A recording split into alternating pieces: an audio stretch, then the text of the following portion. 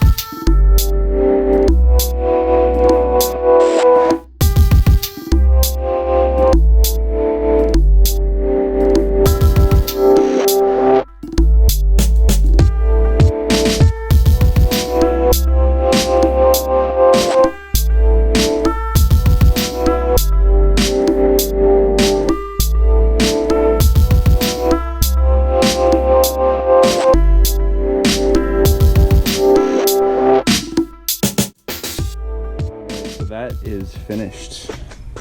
Just get these off, put them here in the to be washed pile. Now take a look at the difference. You can see all the detail now, nice and clean. What was once covered in bug is now covered in shine. So the next step, well, I've still got these gloves on, of course, to prevent unnecessary fingerprints.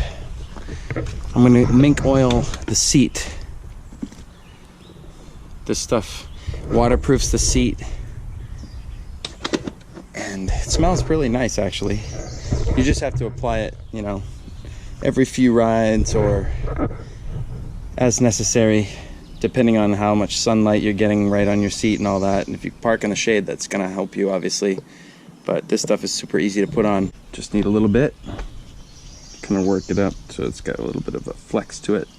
And then just look for the parts in the leather that have some cracking going on and whatnot. And the seams are a good place for it too, because that's where it will wear very quickly. The back seat, of course, takes a heck of a lot less wear and tear because I don't have passengers often. But that's all right, I'm ready to whenever. It's a very comfortable back seat. Check it out. Anyways, so you can see there's some wear marks right here. I bought this bike used with 18,671 miles on it. No one's counting, right? But this seat was looking basically the same as it looks right now, however 7,500 something miles ago, from the mileage I've put on in just 1 year, which will be more this year. But the point I'm making is this mink oil does wonders at allowing the life of the leather to just continue on, and it also cleans the leather too of anything dust and stuff might have settled, and it kind of lifts it out of there. And I do laundry a lot, so where the dust goes on my rear, the laundry takes care of that, makes it clear. Didn't intend to rhyme, but whatever.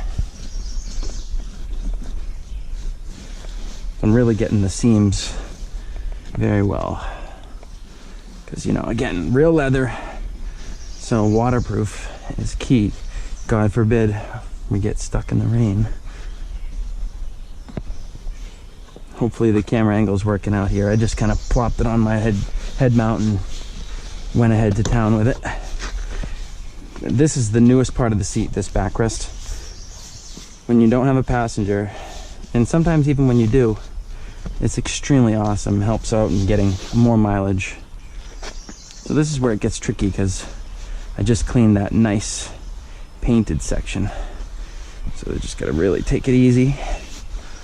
Can't go too crazy. I'm almost done. Where I use it pretty regularly, it actually works better because it builds up a resistance, or a film, so to speak, of that wax quality. All right, so the seat, just a little bit more right here in the stress parts. The seat is done.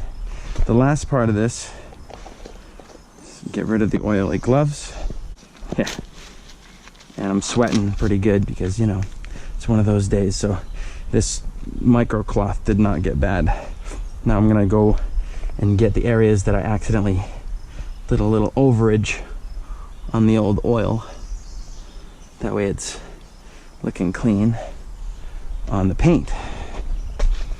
And find whatever sweat droplets dropped off me. There's definitely a couple right here. Gross, man. But I don't care. That's called labor of love right there. If you love something, take care of it, you know? With anything in life. It'll take care of you if you take care of it. So I was clean on that. This is all good. Looks like we're ready to ride. Now if the weather decides to behave, it's the only remaining question. So we're mink oiled up and we're clean, bug free, and ready to go. So the weather calls for it to be clear in certain areas, possible rain in other areas. So I'm going to drive in the direction of the good weather, and maybe I can get around all the storms because they're spotted here and so on and so forth, here and there. But either way, if I get rained on, I get rained on. It's not a big deal. I'll clean the bike again. That's what happens when you own something like this. I just want to say thanks for watching. Like, subscribe, leave a comment. I appreciate your time. I'm going to end this with a nice time lapse of whatever mileage I intend to do today. And again, pray that we can avoid the rain, but we still get the rain because we need it. Nature needs a drink. I appreciate every single one of you.